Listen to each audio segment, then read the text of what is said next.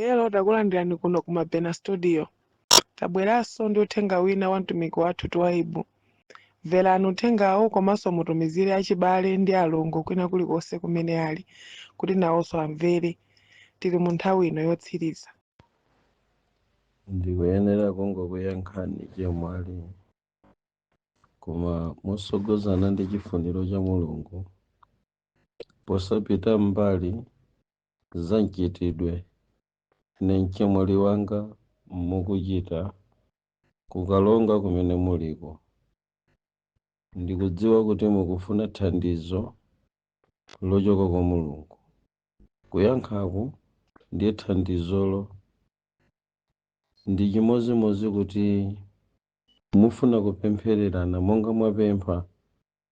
Sitingamapempherere pamwamba pa chisaka tisanayambe taona kuti mkati mulinji. Osamapanga chinyengo chopempherera mbale zovundikira musadaone mkati. Kumati ame kuzizimuka kuti ndi matumbo anthumbwana ankhumba niyo nkusiya kusadya mtapemphera kale. Sitingayambe kulimbikira mapemphero azofokazi ndisanatambasule kaye chemwali chifokocho kuti chilipo mwa inu chifukwa chake nchani. Zinayenera kukhala zakuseri kwathu inu ndi ine box. Koma ndawuyesa mwayi kuti kuchokera pa vutoli ena atakuphunzirapo ngakhale ine mwini ndiphunzira nawo. Ku Bible kuti mawu a Mulungu ndakuthwa ngati lupanga limene limagwaza konsekonse. Ligwaze kwa inu lupangali lindigwaza inenso. Pamene abale ndi alongo pano pa tebulo la adindo tikutumiza uthengawo, zinali zakuseri kwa ine ndi mulongoyi koma mumve nawo. Chemwaliwa akuti akhala mchipembedzo cha Seventh Day Adventist zaka zambirimbiri.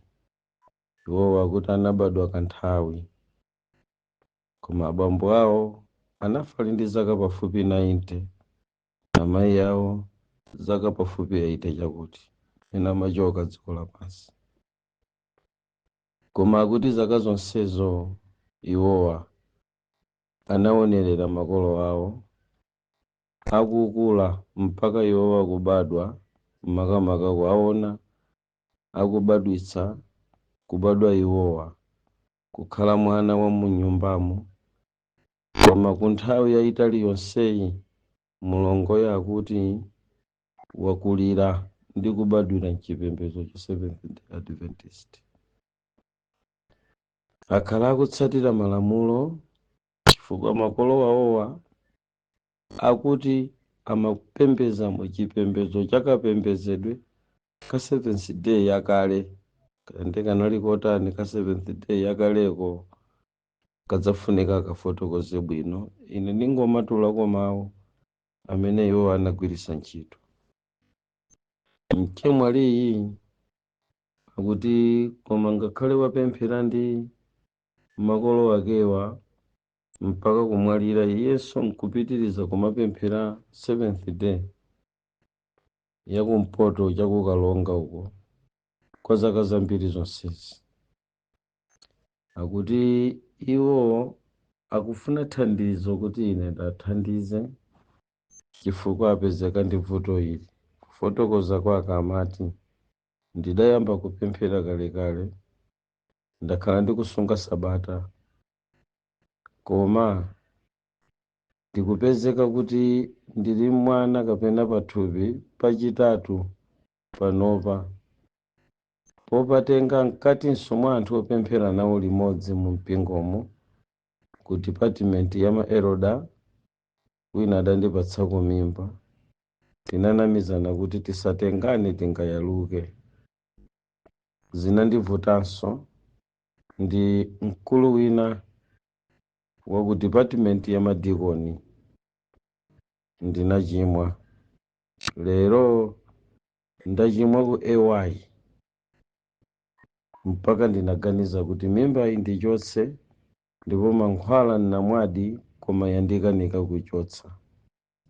Ndi atumiki ndikufuna mundithandize kuti vuto langa nchani nanga ndingafunike kutani kuti ndizikhala pa chipembedzo chonchi koma nkumakhala woyipa kwambiri ngati mmene ndililimu. Chimachitika nchani? Kuti munakhalapo ku chipembedzo cha Satana, tiululireni kuti chimamuchitikira nchani munthu okhazikika pa zinthu za mapemphero koma nkumapitilira kukhala munthu woyipa. Limenelo ndiye funso mumve nawo nonse amene audio ikupezeni. Ine Twaibu Ahmadu Hamidi Ali ndinayenera kuti ndiyankhe kwa mulongoyi, koma chifukwa cha zimene ndikuti ndiyankhezo popereka chidziwiso kwa mulongoyi, chifukwa chake ndayitenga audio iyi molongotumiza kwa iyeyo ndayika pa air mcholinga chakuti ena mumve nawo zimene ndimuyankhe mulongoyi chifukwa zikukhuza malemba. Pakuti chimene chanchitikirachi ndiye chilema cha anthu ambiri ku dziko lapansi, mpaka pamene munthu azazindikire kuti chimene chimachitikira munthu ndi chani. Ndiyambe nkuwerenga malemba kuti ndiyambire kumeneko pamene ndizipita kutsogolo kowulula chifukwa chimene chimapangitsa kuti munthu alephere kuchita bwino koma ali pakati pa zinthu zotchedwa za Mulungu.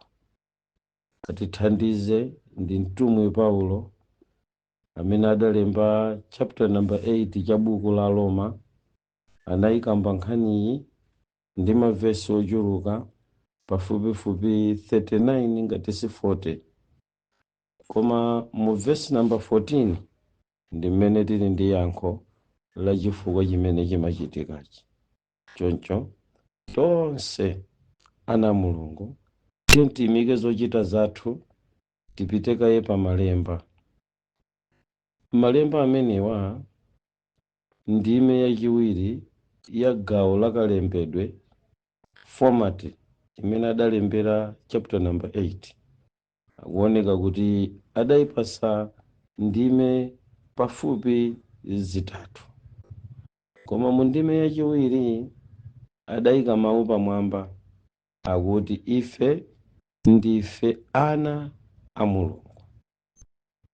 Chimenechi ndi chichewa, sindidziwa Chingerezi kuti analemba bwanji. Apa akuti ife ndife ana a Mulungu, pakuoneka kuti sakuti mwana wa Mulungu koma ife ndife ana a Mulungu. Ndi taitolo choyambirira imene imapezeka kachiwiri kuchokera pakubadwa kwa munthu kwathupi. Taitolo yoyamba ndi kutchedwa mwana wa munthu, ana a anthu. Mukayipeza taitolo imeneyi ku buku la Genesis, musatalikire ndi kuyankha funso. Koma tikapita ku buku la Roma, taitolo yacholengedwachi chikricha chimenechi chikusintha taitolo, chayamba kutchedwa ife ndife ana a Mulungu. Akati ana a Mulungu tikuti ndi ambiri amene wabereka Mulunguyi, koma akuoneka ngati kuti wabereka mulendo wachiwiri. Sindikudziwa kuti chachitika nchani kuti pakakhale kusinthika koteroko.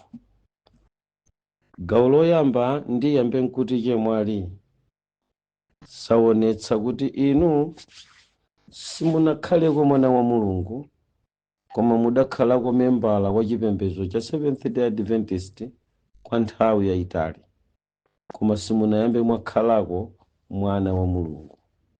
Chifukwa anthu mwapusisa powaonetsera chipembedzo chimene mwakhala cha makolo anu kwa nthawi yayitali, koma muli mwana wa munthu.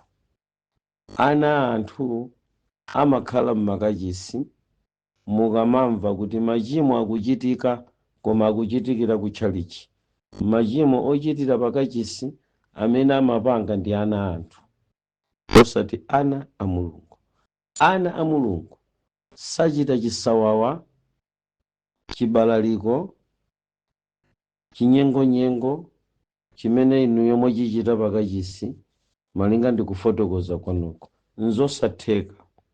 Choncho ndikukupasani yankho loyamba kuti inde kaya munayenera kumangovomera akukufunsirani akumpesa, nkumakatenga mimba ndi akumpesa, chifukwa inuyo kumeneko ndinu mwana wa munthu, si mwana wa Mulungu. Amene somukupembeza nawo akumpesawo ndi ana anthu, si ana a Mulungu. Ndizotheka chalichi kumanga nkumasonkhana mwana a munthu okhaokha. Chemwali mumve, ndizotheka chalichi kukhala ndi likulu kwa azungu, koma osonkhana muli ana anthu okhaokha, mmene munthu amaoneseramo machitachita ake, mmene munthu amatulusa makalikalalitics amene ali nawo, amapanga display chikhalidwe chonse cha iye, chifukwa ground imeneyi ndi ya ana a wanthu. Chifukwa umunthu umene ukuperekera umboni ku machimo mukuwafotokozawa amatuluka ku wanthu. Ana a Mulungu amatulusa khalidwe lakumwamba, ndipo pamene pali mpingo umene ana a Mulungu asonkhana pamakhala palibe mchitidwe umene mwautulutsa nkundifotokozerawo. Ndikuti yankho loyamba ndikukupatsani kuti zili choncho mpaka na mimba yachitatu, chifukwa chakuti inuyo ndinu mwana wa munthu, simunambe mwakhalako mwana wa Mulungu. Ndipo munachoka mwana wa munthu nkukakhala pa mpingo wa ana anthu amene amasogozedwa ndi mzimu wa munthu. Tipite kumalemba chemwali ndiwerenge nanu verse number 14 pamene ndikukuyankhani. Verse number 14 ikuti, pakuti onse amene asogozedwa ndi mzimu wa Mulungu amenewo ali ana a Mulungu. Ndimafuna muyambe kumva pamenepo. Bible likuti pakuti onse amene asogozedwa ndi mzimu wa Mulungu amenewo ali ana a Mulungu. Pamwamba mawu akulu akuti ife ndife ana a Mulungu, kapena kuti mawu otsogolera akuti ife ndife ana a Mulungu. Musanafike pa verse number 12 mumve chemwali. Verse number 14 ndi mawu apamwamba ndi zinthu zimodzi. Kulikonse kumene kuli ana a Mulungu, pa verse number 14 akuti ana a Mulunguwo pa ulendo wopita kumwamba anayika mtsogoleri amene ndi mzimu wa Mulungu amene amatsogolera. Koma kulikonse kumene kuli ana anthu, ana anthuwa amasogozedwa ndi mzimu wa munthu. Ndazitenga kuti za mautsogoleri awiri amene amabalalitsa munthu. Utsogoleri woyamba ndi umene inu munabadwa nawo kuchibadwidwe cha umunthu. Mulungu pomulenga munthu anampasa mzimu, ndiye mzimu ndi umene umakampanga kukhala mwana wa munthu, koma ali ndi mzimu umene mzimunso udachokera kwa Mulungu omupanga munthu kukhala ndi moyo, umuthandize kuona zinthu zimene zilipo. Now munthu uja akafuna kupanga chisankho pa umunthu wake ndi mzimu wake wa munthu kuti tsopano ndikufuna kutsatira Mulungu, ndiye Mulungu anabweretsa chachiwiri choti chimuthandize kumutsogolera kukhalidwe lokhala mwana wa Mulungu, ndicho kumpasa munthu uja mzimu wakuti adzimtsogolera pa zochita zake. Inuyo chemwali simunalandire utsogoleri wa mzimu umene umatsogolera thupi lanulo, koma munamulola mzimu wa munthu akutsogolereni. So kulikonse kumene munthu amasogozedwa ndi mzimu wa munthu pamakhala chibalaliko. Tamvera ni verse number 15 ikunena kuti pakuti inu simunalandire mzimu wa ukapolo kukachita mantha, koma munalandira mzimu wa umwana umene tifuwula nawo kuti Aba, Atate. Mumve pamenepo, pakuti inu simunalandire mzimu wa ukapolo, zimveke chemwali, munapita ku kachisi, mzimu wanu uli kapolo. Kapolo wake uti? Lusifala atabwera ku dziko lapansi, nayi miyoyo ilipo ku dziko lapansi yalengedwa kuphatikizapo inu ndi ine.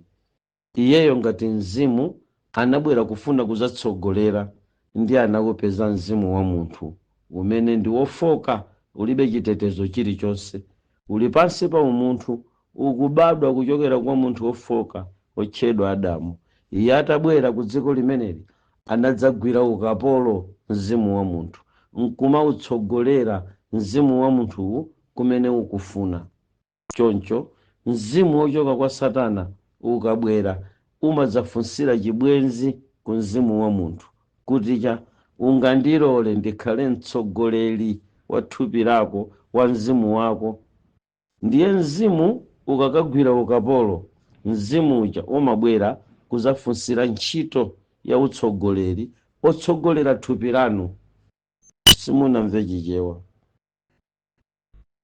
Mzimu wanu umakhala utagwidwa ukapolo ndi Lucifer, koma thupi lanulo kuti liyende limayenda chifukwa cha mzimu umene Mulungu anakupasani, umene umakupangani kuti mukhale mwana wa munthu. Lucifer akabwera akagwira ukapolo mzimu uja amabwera ku thupi lanu ndi kudzalipempha kuti undilole ndidzikutsogolera. Ndiye pali mizimu yambirimbiri ku dziko lapansi imene mama wa uliwonse imalowa mnyumba zanu, imalowa pamene muli, imabwera ku sukulu, ku kampani, ku mabanja, ku matchalichi, mbanda kucha, kuzafunsa ganyu yoti atsogolere thupi.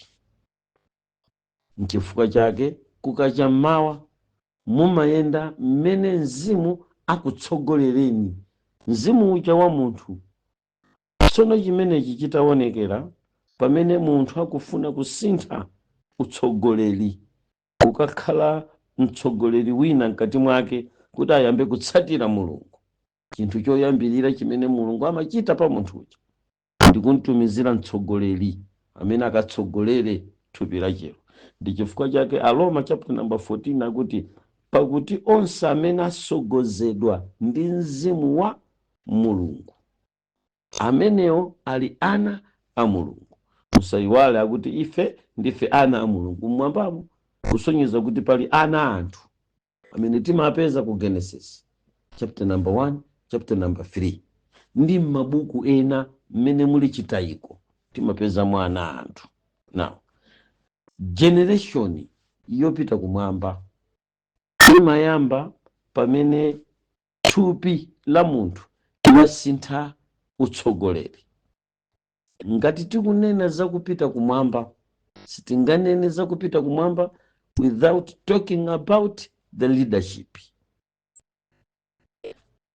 Ngati mukupita kumwamba, simunganene zopita kumwamba osanena za utsogoleri. Inuyo munabalalika pamenepa, pamene mukupangitsa kuti mtenge mimba zitatu kuma department onse atatu ankachisi mwanu, machechi eroda, machechi dikoni, ndi kuzabwera AY.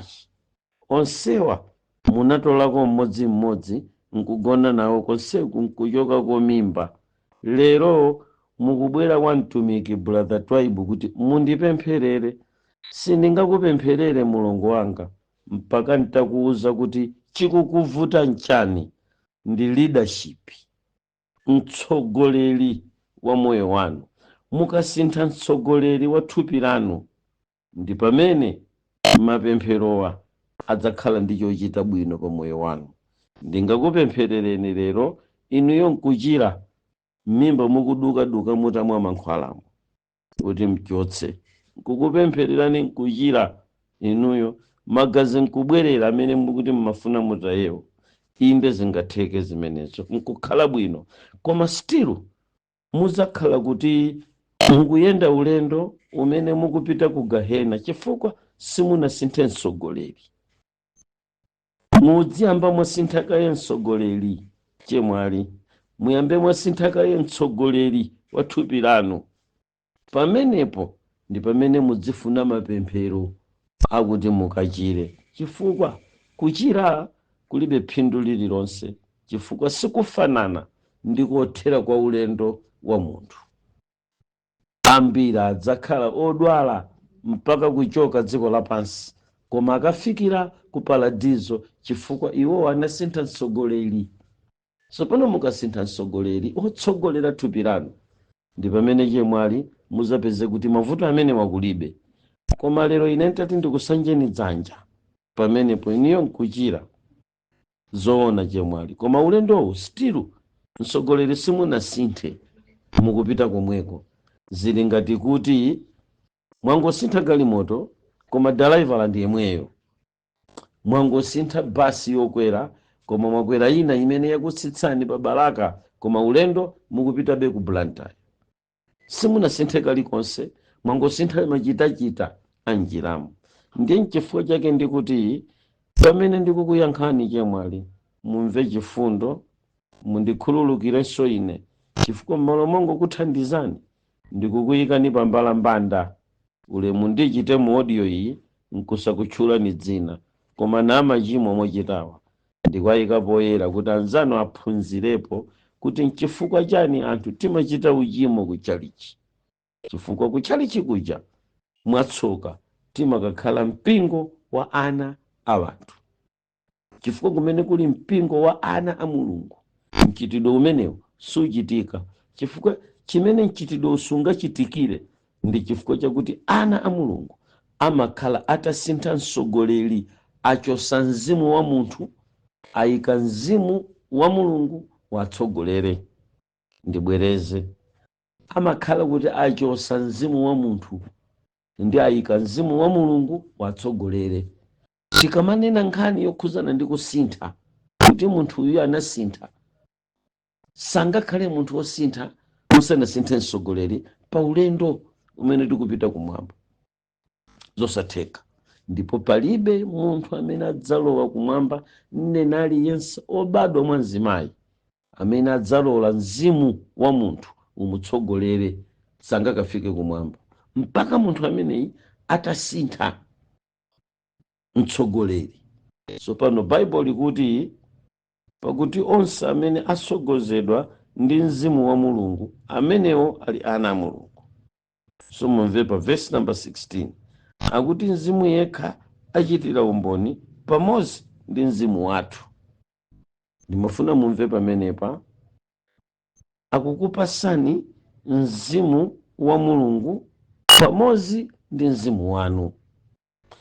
Mizimu iwiri iyi imakhala mwa munthu nthawi zonse, koma winawu umachita kubwera.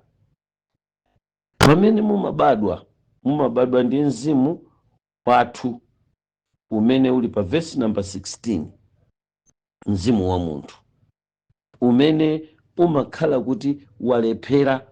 Ngati Yesu anabwera ku dziko lapansi kudzapulumutsa munthu, anaona mzimu wa munthu ukulephera kumutsogolera munthu kwa Mulungu. Sizitheka ndipo sizidzatheka. Poona mzimu wathu amene ndikunena twakutira nkhulisa itima pumayi, mzimu wa munthu ujamata akachoka nkunena kuti awa maliro, akakhalamo nkumanena kuti auja amoyo, tikunena ameneyuyu amapanga kuti ndizipuma fwe. Akulu amenewa anakanika kutsogolera munthu kumwamba, kumtsogolera munthu kuti akafike paradizo zinalephera. Completely fail, 0%. Mpamene Mulungu kumwamba maona kuti ndikamulanditse munthu, chimene ndikachite nkakafika ndikasinthe madalaivala, ndikasinthe otsogolera, ndikasinthe leadership.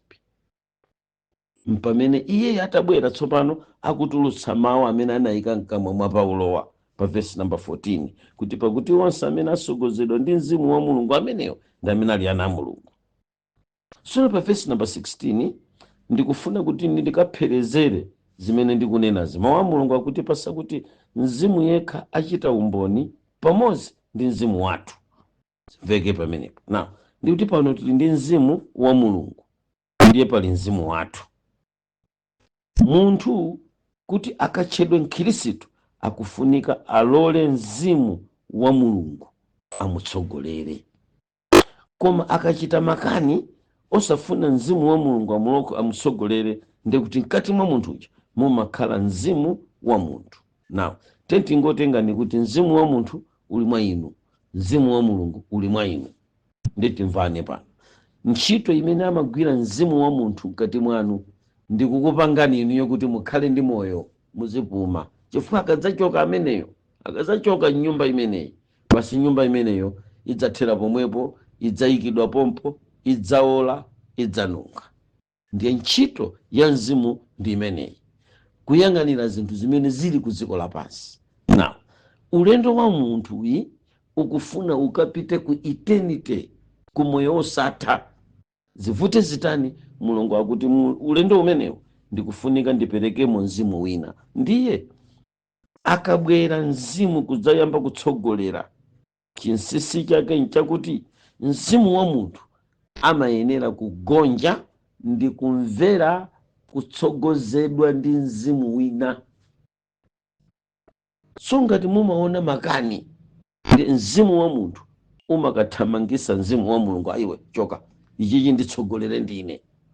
Mukangotuluka mnyumba mwanu mupita panja, kaya mukumana ndi mzimayi, mzimu wa mulungu amakuuza ndikuti ine ndikukutsogolera kuti usachite chimenechi. Koma mzimu wa munthu amayamba kukangana naye amene uja kuti ya ine chimenechi ndichita. Ndiye mukadzaona kuti zisankho za pa tsiku lonse zikukutsogolerani ku choyipa, msakayike. Inuyo si mwana wa mulungu choyambirira, msakayike. Muzangodziwa kuti the leadership imene ili mkati mwangamu ndi Luciferian leadership.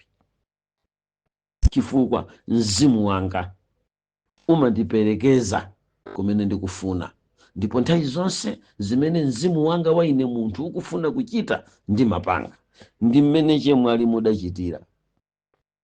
Kazi kumveka zimenezi munapita ndi mzimu wanu. Ndiye pano pa verse number 15 pa ndi pamene akhala ngati akuti patsa umboni kuti pakuti pa verse number 16 akuti mzimu yekha achita umboni pamodzi ndi mzimu wathu kuti tili ana a mulungu. Kazi kumveka zimenezi. Verse 14 mutasogozedwa ndi mzimu. Verse 16 mzimu wa munthu amachitira umboni kuti ndine mwana wa mulungu, chifukwa ndalola kukhala pansi ndi kutukula mzimu wa mulungu umene wabwera kuti udzayambe kunditsogolera. Ndachita nawo mwayi mmene ndasintha utsogoleri, ndachita nawo mwayi mmene ndasintha utsogoleri. Tsiku lina dziko la Tanzania lidachita mwayi litasintha utsogoleri kuyika Pombe Magufuli, the entire Tanzania inasintha. Tsiku lina dziko la Malawi litasintha mtsogoleri kuyika Bingu womwalira, the entire Malawi inachita change chifukwa inasintha mtsogoleri.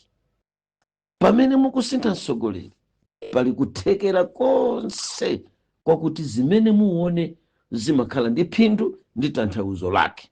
Ndipo ngati dziko limalephera palokha mtsogoleri, mukasintha mtsogoleri mwasintha chilichonse. Munaliona dziko la America zaka za mkuda Barack Obama, the entire America inali change. Mmene anabwera mzungu uyu tina ilero Bush, America yonse ili dodolido ya zondokeratu, palibe chimene chikuyenda kwa America. Chifukwa chake ncha mtsogoleri. So mtsogoleri ndi amene amasogolera chinthu chonsechi kuti chikakhale bwino. Tamverani chemwana. Mmene mumatuluka nyumba mwanu kupita ku chalichi, mzimu wanu wa umunthu anakutsogolerani. mmene mumakafunsiridwa ndi kuvomera mzimu wanu anakutsogolerani. Mukadakhala kuti panali mzimu wa mulungu okutsogolerani mukanatha kuziwa. So ndinene mawu yawo, ngati anthu ambiri mumaona tikuzunzika chifukwa sitimalola kuti mzimu wa mulungu atitsogolere. Ndi mzimu wa munthu ndi amene amatsogolera. Ndikuchenjezeni, amene anasogozedwa ndi mzimu wa munthu pokasaka ndalama, ena anamangidwa, ena ntchito idatha, ena adasauka chifukwa mzimu wa munthu unatsogolera. Amene anasogozedwa ndi mzimu wa munthu pokasaka banja. Simukumva m'bale wanga? Lero mabanja inawo kulibe, mabanja inawo anatha chifukwa sanalole mzimu wa mulungu awatsogolere koma mzimu wa munthu. Mabanja amene anapezeka, amuna amene munavomera posogozedwa ndi mzimu wa munthu, lero mukuzunzika nawo. Kuli dzindewu, dzipwirikiti, kukongontana, kusakondana, kusamverana chifukwa mzimu wa munthu ndi mzimu wa munthu sungapange ukwati ndi mkangano. Chifukwa mzimu wa munthu, mukapita ku buku la Galatiya mukapeza kuti mzimu wa munthu sabereka kalikonse. Chipaso chimene iye angabereke ndi makangano, ndewu. Tiyeni mukazione zipaso zimene mzimu angabereke ndi chifaso, kudekha ndi zina zotero. So mukazapeza kuti mamuna wanu mchidakwa, mchihule, mchobalalika, muzangoziwa kuti ichichi chimayendetsedwa ndi mzimu wa munthu. Inunso mukuyendesedwa ndi mzimu wa munthu. Tsopano ngati mukupita kokasaka banja chemwali, ndiye mwasogoza mzimu wa munthu. Ndi pamene timambwitira. Umbwita kumene mbwitu, timambwitira pamenepo. Pombwitira mpa mwambwita chifukwa mzimu wa munthu sumasogolera munthu ku zinthu zabwino, sizitheka. Ni mzimu woyera yekha. Chifukwa chake Bible pano likutiuza chinthu chimenechi. Now, mavuto wanu chemwali ndi akuti mmene munkapeza chibwenzi nda church elder sana kusogolereni ndi mzimu wa mulungu, munasogozedwa ndi mzimu wa munthu. Simunalolenso kuti pakhale zokambirana zimene zili pa verse number 16. Mzimu yekha achitira umboni ndi mzimu wathu. Simunalole kuti mzimu woyera ndi mzimu wathu zikhalire pamodzi. Zimenezi zikakhalira pamodzi, mzimu uyuyu wa mulunguyi amabwera pa verse number 15. Mumve pano pa verse number 15 akunena kuti koma munalandira mzimu wa umwana umene tifuula nawo kuti Aba, Atate. Mzimu wa munthu umachepa ndi umakula ndi mzimu wa mulungu. Ndiye mukaulandira umenewo, inuyo mumayamba kukhala mchiphalaphala, mchipolichipolichi. Ndi mpamene anthu amabwerera kuti awatu mmene anatembenuka mtima sopano anapusa, sakuchenjera ngati gali akugona tulo kwambiri, ndi ombwambwana. Chifukwa mwachosa mzimu wa munthu mwayikapo mzimu wa mulungu ukutsogolereni. Mzimu wa mulungu akamakutsogolerani mutha kupita kumene kuli madiro amabiliyoni, inuyo nkukabwera kopanda kanthu, kukana kudzakhala pa khomo, kudzaoneka chitsiru, nkumamvekabe ndi mchitidwe ndi chikhalidwe cha ubebebebe. Bible likuti koma munalandira mzimu wa umwana umene timafuula nawo kuti Aba, Atate. So verse 16 ndi pamene akuti mzimu yekha achita umboni pamodzi ndi mzimu wathu kuti tili ana a mulungu. Maspiriti awiri aina kuvomerezana. Na utamverani inuyo mmene mumakatenga zimimba mpaka zitatuzi, verse 16 simunaimve, ndiye kuti ndinu bulutu bola ine, chifukwa inu mwakhala ndi makolo anu ku 7th day nthawi yayitali kwambiri. Simunadziwebe kuti mumayenera mzimu wa munthu, mumayenera ufunse mzimu wa mulungu musanapange chinthu. sakumva chichewa vuto lake, simukumva chemwali mpaka lero simunadziwebe kuti chikhristu ndikufunsa musanapange chisankho. Ndiye mulungu anakutumizirani amene muyenera kumufunsa musanachite, ndiye Mzimu Woyera amene akuti ndiye mtsogoleri iwo. Tsopano ino simunalole kuti mzimu wanu afunse, akungopanga madecision yekha. Zotsatira zache ndi zimenezi mpaka na mwakatenga kapu ya poison ndi kumwa, chifukwa simunafunse. Chikhristu ndikufunsa, umafunsa leader, ndi amati follow the leader. Ndi leader wa munthu ndi mzimu. Tsono mukamapeza kuti anthu amachimwachimwa ali pakachisi, ndi chifukwa chakuti akamapanga zinthu zawozo sanapereke mwayi kwa mtsogoleri amene amayenera kusogolera ntchito zabwino kuti muzimufunsa.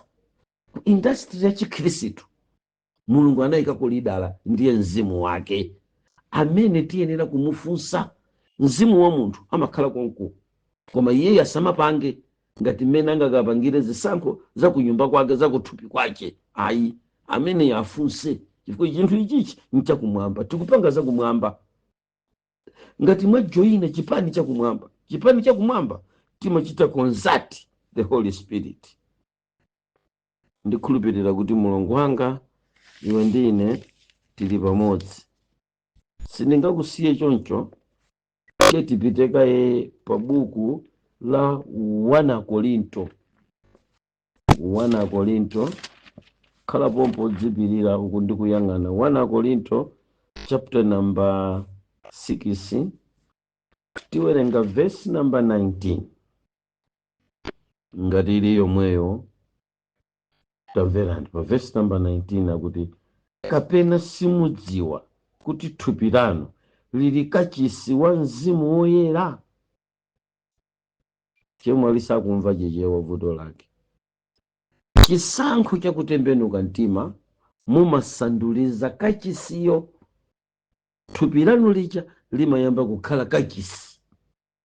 Tsono inuyo munapita kukajoyina seventh day, kapena munabadwira mu seventh day musanalole kuti kachisi wa moyo wanu akhaleja Mzimu wa Mulungu aliyese thupi lanu kukhala mogona mwake. Tsono takulankhulani chinthu ichi ngati chipongwe pang'ono kwa nyamata seventh day. Mavuto ndakuti mumafuna sabata likutsogolereni. Nkhani yosausana mulungu imene. Kulibe munthu amene anasogozedwa ndi sabata ndi kuchita zabwino mu sabatamo, chifukwa sabata silimatha kunteteza munthu ndi kunchinjiriza munthu ku ntchito zabwino, chifukwa sabata ndi ntchito zabwino zosatira zakuchita chifuniro cha mulungu.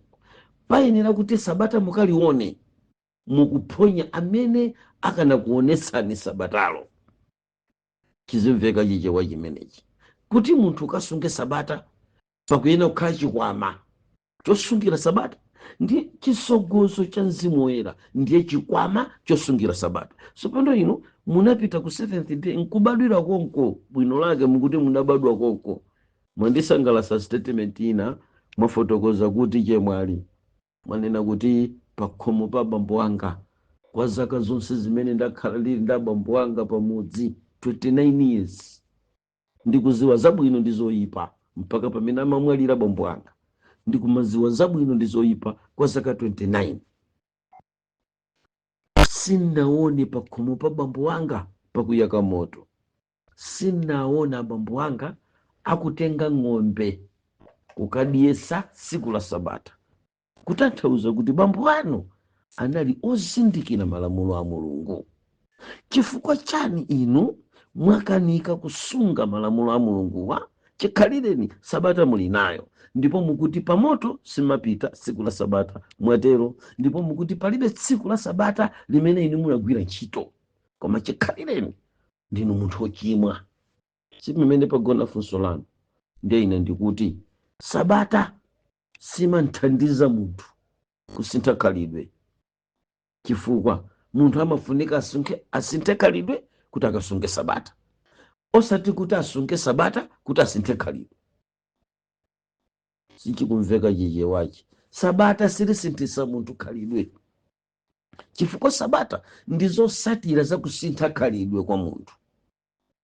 Sabata umayiona ukampeza okutsogolera kuti uyione sabatayo, koma mukaulola mzimu wa munthu ukutsogolereni ku sabata zosatira zace, sabata lija limakakhala machimo kwa inuyo, chifukwa mtsogoleri wa msabatali mwamusiya, mwatenga mtsogoleri amene anagwa, amene mulungu sanamkonde kuti ayendetse chimene chikutchedwa kachisi wa mulungu.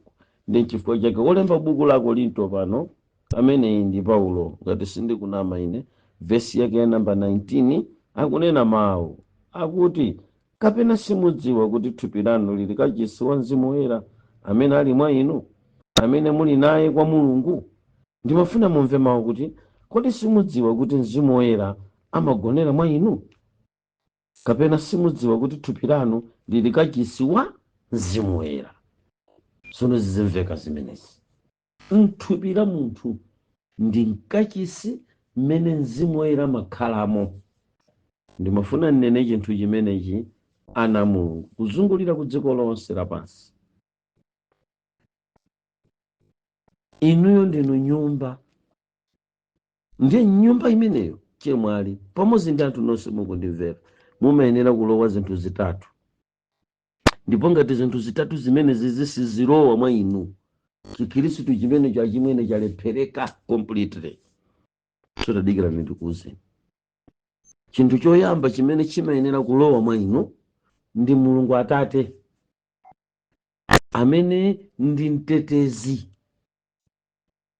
amene amabwera ndi malamulo khumi aja kudzayika mu mtima mwanu. Sizinathe, pamayenera kubwera Yesu Khristu amene ndi mpulumutsi. Ndikufunika kuzafotokozera 1 hour kuti ndi mpulumutsi chifukwa. Number 3, Yesu wangokhala, Atate ali ni ntchito zawo, ndi pamenepo akutumiza chachitatu kuti chibwere chidzayambe ulendo opita ku paradizo, opita pa mpando wa chifumu. Sakafika munthu olatakhala ndi ine, sangakafika olo Yesu atakhalamo. Dimu impeza, njira sayiona, kuwala sikukhalapo, ali ndi ine chimozimozi. Tidaona kuti mtambo udafunika njo, koma Mulungu atawuza kuti tulukani. Mukafunanji mtambo mchipululu? Panafunika leadership. Ngati tikunena za kumwamba, we are talking about leadership. Know that leadership. Basi munthu sathera pomwepo. Choncho muone pano, pamene patsopano ndi pamene pamafunikirira mzimu alowe mwa inu. Ndiye pano akutiunikira pa verse number 19 kuti, kapena simunadziwe chemwali mbuli ya munthu, chemwali munthu osadziwa, mwamusiya Mzimu Woyera kuti akakhale mkati mwanu, thupi lanolo likakhale kachisi. Ndiye zipembedzo zathu zachilamulo zimataya mtsogoleriyu ndi kukwakwaza malamulo amene sangakwanise. Olo mwini wake Mulungu anaona kuti olo munthu atatenga zonsezi ndi kuziyika, sazakhala mwana wa Mulungu, sizizateka. Malamulo amenewa ambwita nawo awasunga chithupithupi popanda chifuniro cha Mulungu. Lamulo la sabata, lamulo lophikiratu silinthandiza munthu ameneyi kusintha completely, siziteka mpaka nditamuyikira mtsogoleri. Ulendo wasochera azikasungira sabatayi kuchisembwere, akasungira sabatayi kumowa, amene izitheka kukasungira kufiti, chifukwa wasowa omutsogolera njira. Ndi akunena kuti, kodi simunadziwe kuti thupi mwanu ndi kachisi wa Mulungu? Mumva ku Akorinto chapter number 3 ngati si verse number 16 akuti, kodi simudziwa kuti inu ndinu kachisi wa Mulungu, ndi kuti Mzimu wa Mulungu amagonera mwa inu? Wazichula zinthu ziwiri. Kodi simudziwa kuti inu ndinu kachisi wa Mulungu, ndi Mzimu wa Mulungu, kachisi wa Mulungu, kachisi yemweyo wa Mzimu. Kazi kumveka zimenezi. Ndiye kuti tu apapa tikunena kumwamba pongofuna kukuthandiza ninu, chifukwa nkhani ikhoza kuserereka nkukayamba kupasula zikhulupiriro zimene zimataya mzimu woyera kuti ayi koma muzina la Yesu lokha, iyayi ubatizo musatchule munthu wina, mungotchula Yesu mwathera pompo chifukwa imene iyi ndi Trinity. Ayi kaya tamverani pa 1 Korinto chapter number 16 ngati si verse number 3 sinalakwise, ngati ndalakwisa muni verses Bible ikuti kodi simudziwa kuti inu ndinu kachisi wa Mulungu number 1 ndi kuti mzimu wa Mulungu amagona mwa inu. Zinthu ziwiri zimenezo. Ndi pano tikungopeza mzimu timankana uja akubwera pano amene wapangisa kuti chemwaliwa atenge pathupi patatu, ataya mtsogoleri momutaya mtsogoleri amene akana kuthandiza. Tsono uyu ndi kachisi wa Mulungu, uyu ndi kachisi wa Mulungu. Mumve pamenepa, uyu ndi kachisi wa Mulungu, thupi lanuli. Koma limazatembenuka ndi kusintha taitolo thupi lanuli kuchoka pa mwana wa munthu kupita pa mwana wa Mulungu. Mukasintha utsogoleri wa thupi lanuli, mukamtenga mzimu wa munthu kumuyika kumbuyo asayendesenso galimoto imeneyi mpaka kalekale, ndikulola mzimu akutsogolereni. Ameneyi sindidzamulola mzimu wanga anditsogolere kuyamba bizinesi, koma ndizalole kuti mzimu wa Mulungu anditsogolere kuyamba bizinesi. Sindidzalola kuti mzimu wa munthu anditsogolere kupeza banja, koma ndizalola kuti mzimu wa Mulungu anditsogolere ine kupeza. Sindidzalola mzimu wa munthu kunditsogolera ine kubanja, sindikulola mzimu wa munthu kunditsogolera ku chilichonse cha moyo wanga. Ndikufuna mzimu wanu adzinditsogolera. Kodi amene amakuchita ni ridi nuyo ndani, chifukwa Christianity it's about leadership. Without that leadership inside, makosana chibalaliko chilipo, chifukwa mzimu wanu sangakusogolereni kupita kulikonse. Lero taona na ayayawa asogozedwa ndi mzimu wawo, ndiye mzimu wawo wakanika kuti ukasiyanitse. Basi kenako amangomvomera aliyense, chifukwa zimenezo ndi zimene mzimu wa munthu amatsogolera munthu. Ndikhulupirira muli pompo ndipo simukuchoka. Zimveke zimenezi. Tatenti piteni ku buku la Ezekiel chapter number 36. Chemwe ali mukhalepo mwepo ndikuyankha funso lija mokhala ngati ukuvulani pang'ono, koma uku ndikupanga kuti inuyo mukathandizike pamene pamawa tidzapemphererana bwino. Chemwali mundilole ndiwerenge malemba. Verse number 27 kuti ndipo ndidzayika mzimu wanga mkati mwanu ndikukuyendetsani m'malemba anga, ndipo muzasunga maweruzo anga ndikuwachita. Chinthu choyamba adzachita bwa akuti adzayika mzimu wache mkati mwanu. Sadayike mkati mwanu, mulibi mkati mwanu, muli mzimu wa munthu. Ngati mukupembeza anthu nonse amene mukumvera, muli ndi saini iliyonse kuti Mulungu wayika mzimu wanu? Ngati mumaona kuti nthawi zonse zochita zanu zikungooneka zachipembezo ndi chifukwa chakuti mwayi oti mzimu wa Mulungu ayikemo mzimu wache mkati mwanu, mulibe. Zinama ngati mulibe. So ine ndisazungulire iyayi, ndinene chilungamo. Ndafotokozapo nkhani imeneyi, lero ndikubwereza chemwali cash talk doesn't break a friendship. Ndibwereza chizungu chimene chichemwali cash talk doesn't break a friendship. Nkakunyengerera ni chemwali ubwenzi wa inu ukutha lero. Uthera pati pamene tikutha ulendo wa nthawi yapansi pano, inuwo ku Gehena, ife kumwe wosatha. Chibwenzi chathera pamenepo. Koma cash talk ndikunena ine sizachita break a friendship, sizimatheka zivute zitani. So chemwali cash talk doesn't break a friendship. Zinthuzi mukuchita ndi thupi. Ndinene pano adanena mawu m'buku la Chipangano Chatsopano mwamvesese mawu amenewa. Ananena kuti chilembo chimapha koma mzimu amapatsa moyo. So mkanti zilembo to sabata kachinija mkuti dzichanika kuzilongedza zimenezozo mkati mwanu to mopanda mzimu mzimene mukukangokwatirana nokha ampesa nokha zitsawawa chifukwa mwampita mzilembo mwanyamula sabata ulendo nayo yopanda nayo mzimu. Cash talk doesn't break a friendship. Msapuse kuti sabata likuthandizani kanthu mutataya mzimu. Anzanu ndi awaje mwali angako kalongawa.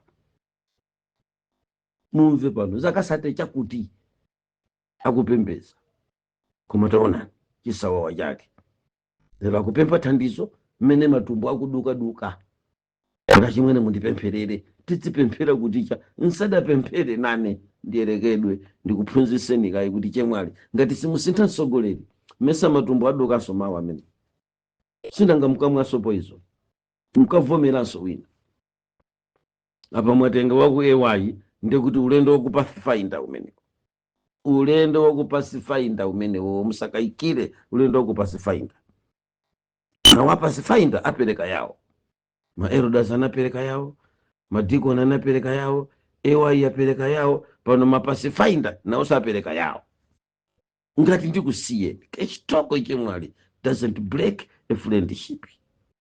Choncho ngati simudzalola mulungu wanga kuti mzimu akutsogolereni zidzakhala chimozimozi. Apostol adzapemphera, mabishop adzapemphera, ansembe adzakupemphererani, apostol adzakupemphererani, maprofeta adzakupemphererani, madzi muzamwa, michere muzamwa, mafuta muzamwa, koma mpaka na tsiku la chimaliziro chanu ku nyanja ya moto waya. Chifukwa chake ndikuti mchemwali wanga tithandizane kaye malemba. Siwamva malemba pamenepo ndikhulupirira kuti inu mwawamva malemba. Ndimafuna musapite kutali chemwali tatiyeni mutaona buku la Efeso ndikuti bwanja Efeso bora tikampeza msanga kuti tikamamaliza ola ali ndikhale kuti inu ndine tathandizana mokwanira chemwali yanga.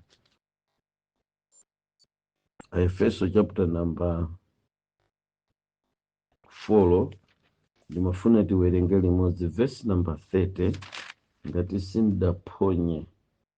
Verse number 30 likunena kuti ndipo musamvese chisoni mzimu woyera wa Mulungu amene munasindikizidwa naye chikole mwa iye kufikira tsiku la maomboledwe.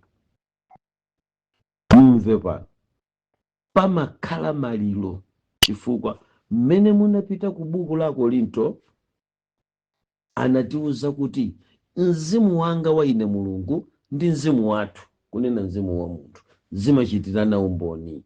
Nawo pamene mzimu wa munthu akutsogolera thupi lanu mabulanda amachuluka, ndipo nthawi zonse pamakhala zachisoni, ngozi pafupi pepa nchagwa kubwererako ngati ayenda chagwa kubwererako ngati ayenda chagwa kubwererako chifukwa ukaswiri palibe.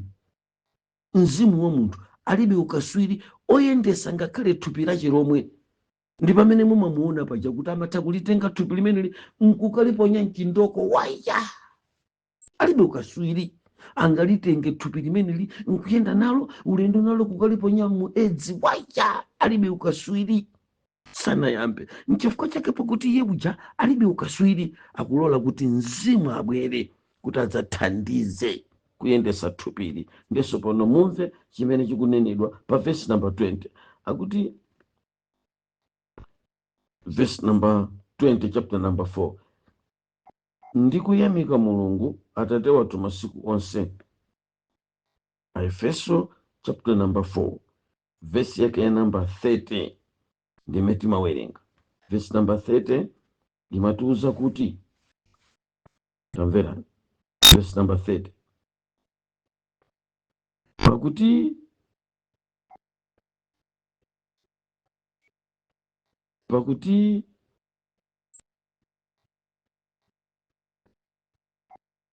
tili ziwalo za thupi lace 31. Chifukwa cha ichi munthu azasiya atate wake, akufotokozera za nsamuko wodetsa nkhawa umene umachitika m'thupi la munthu. Koma tikawerenga Aefeso chapter number 4 verse yake ya number 30 ndi pamene akutiuza kuti ndipo musamvese chisoni mzimu woyera wa Mulungu amene munasindikizidwa naye mwa iye kufikira tsiku la maomboledwe. Now, nkhani za chisoni mukuzifotokozazi ndi chifukwa chakuti inuyo simunalole mzimu uja. Korinto akunena kuti mzimu wanu ndi mzimu wa munthu zimakhala pamodzi, ndi awiri akakhala pamodzi izizi mukuchitazi chemwali mwakhala mukumumvesa chisoni mzimu. Ndi kuti maliro woyamba amene analira mzimu ndi chibwenzi chakwa chichereda chicha, analira sipanaduse wiki maliro ena mzimu kulira mwakwatirana ndi adikoni. Pang'ono mwabwererako muli kuwewayi kulira maliro mzimu woyera mpaka katatu akungomva chisoni, nkhani zake za mimba, nkhani zake za chisembwere kumangomva chisoni. Chifukwa chake akuti munthu amene adzachimwira mzimu woyera sazakhululukidwa. Taona ndakungulira mzimu woyera chemwali alira kangati. Now uno ndikupempherereni musanasese maliro awawa kwa mzimu woyera, simunapange chilichonse mzimu woyera simunamuuze zoti achite. Muzifuna mapemphero, muzifuna mamirako. Tosausabe chemwali zimene tosausa kwambiri. Sinthani msogoleri chemwali, muchose mzimu wa munthu muyike mzimu wa Mulungu akutsogolereni. Mukapanga zimenezo Mulungu wanga mudzaona kuti zinthu zonse zimene inuyo mudzachite zidzakhala za phindu pamaso pa Mulungu ngakhale pamaso pa anthu. Lero mundilole Mulungu wanga kuti ndikupaseni vesi losiriza Machitidwe chapter number 18 chapter number 1 verse number 8. Komatu mudzalandira mphamvu mzimu woyera atadza pa inu, ndipo mudzakhala mboni yanga. Simwaimva nkhani imene Bible kuti komatu mudzalandira mphamvu, sakuti mudzalandira sabata. Ayi, sabata lili ndi zache limene likufotokoza. Koma magawo ndikukuwuzani chemwali mukhale serious. Ngati simumvesa chimenechi muzakhala mukukhumudwa, chifukwa ino mukudalira kusunga sabata. Koma Bible pano likuti komatu mudzalandira mphamvu mzimu woyera atadza pa inu. Mwa njira ina sabata silimampasa munthu mphamvu pamene akufuna kupita chitsogolo ndi Mulungu. Ayi, tsono mphamvu yosungira sabata ndi kulandira mzimu woyera. Koma musakakamire chemwali kutenga sabata la kwa ambuye anu, agogo anu omwalira abambo anu zaka 90. Musatenge sabata kwa agogo, munatenga sabata kwa abambo anu omwalira zaka 91. Munatenga sabata kwa amayi anu omwalira zaka 80 chakuti. Waya ulilolo pachali chikwaya Seventh Day Adventist mwalowa mwakhala pakalonga panupo ndi sabata akuvutani. Mphamvu zolisungira sabata zakusowani mwalowa kuchisembwere. Mukimvesi chilembo mene chikunenera pano chapter number 1 verse number 8 akuti komatu mudzalandira mphamvu mzimu woyera atadza pa inu. Sakumva anthu amene mumakonda kusunga sabata mutataya mphamvu yosungira sabata imene ndi mzimu woyera mwagwa nayo. N'chifukwa chake pamene angelo a Mulungu akubwera kuzalengeza uthenga wa angelo atatu ali nchimene akunena Mulungu wanga undilole kuti ndilekezere pamenepo, tikambiranenso ku inbox nkhani zimene ndakambirana lerozi mpaka mutachosa mtsogoleri. Mzimu wanu muyike mzimu akusogozeni. Aloma akuti onse amene asogozedwa ndi mzimu wa Mulungu amenewo ali ana a Mulungu. Choncho simunakhale mwana wa Mulungu. Ndiye chakudya mukupempha cha mapempherochi ndizija kuti kodi titenge nyenyeswa titayira agalu. Bwerani kayi kwa Mulungu nanga mangwetu. Satanikaye malamulo, musamathamangira mamirako, musamathamangire zozizwa. Satanikaye chilungamo, ndipo zonse zizapasidwa kwa inu. Ine nditalekezera pamenepo mukupepesa chemwali ndi mawu awa. Keshitoko Mulungu wanga doesn't break friendship. Iwe ndi bwenzi langa, ndi m'bale wanga, ndi mulongo wanga. Mvera malemba titi sintha atsogoleri otsogolera thupi lathu. Tichose mzimu wa munthu muyikepo mzimu wa Mulungu, mudzapewa zonsezi, ndipo simudzatenganso mimba ina yapachire. Koma mukamusiya uyuyu azikutsogolera ni mkulu uyuyu mzimu wa munthu, chemwali mudakazitenga mpaka tsiku limenelo. Amen. Tathokoza chifukwa cha kumvetsera utumiki wathu wa lero ochokera kwa mtumiki wathu Twaibu. Tumizirana achibale komanso ndi alongo, komanso sayiwala upanga subscribe. Sikomo.